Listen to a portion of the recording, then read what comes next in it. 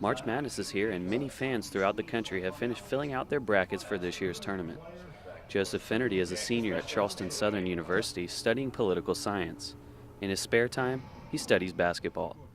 Finnerty started following college basketball in high school and ran his own pool for the first time when he was a sophomore. The setup of the pool is ESPN.com has a pre-made bracket. You sign up, you enter our group, and you pay $20 to the commish, which is me, and then you're allowed to play.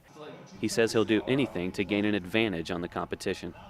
I use different simulation websites like AccuScore, and there's certain other, like there's an NCAA expert prediction on CBS that usually runs simulations, and then I just look at neutral site games that each of them had, and I compare them, and hopefully I don't go with my gut feeling, because that doesn't go so well most times. So he spends more time studying first-round matchups than studying his coursework. I found myself actually in the college library, instead of doing my paper, I'm filling out my bracket. Actually, 2 days ago, that's what I was doing. I was supposed to be doing a 5-page paper due in 3 hours, and what was I doing? Filling out those brackets. Jeremy Sullivan is a participant in Finnerty's pool. He says that March Madness is one of the most exciting times of the entire year. I mean, bottom line, the reason I follow March Madness is, it's sports. I love sports, but besides that, you can get a bracket together with your friends and see who comes out on top.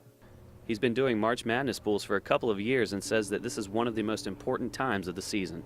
March Madness is very exciting. You see a lot of matchups you don't normally see in the regular season. A lot of chances for upsets. Just normally they're good games and you get to see a lot of them. Despite the interest and intrigue that March Madness brings every year, it does come with some risks.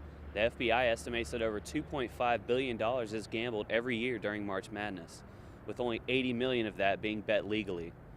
That leaves over $2.4 billion in illegal funds, which means you should be careful if you take part in a pool this year.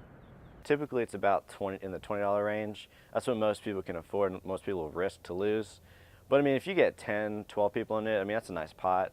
And as far as the risk legally, technically there is a legal risk, but I feel like the feds have bigger fish to fry. But Finnerty says it isn't about the money.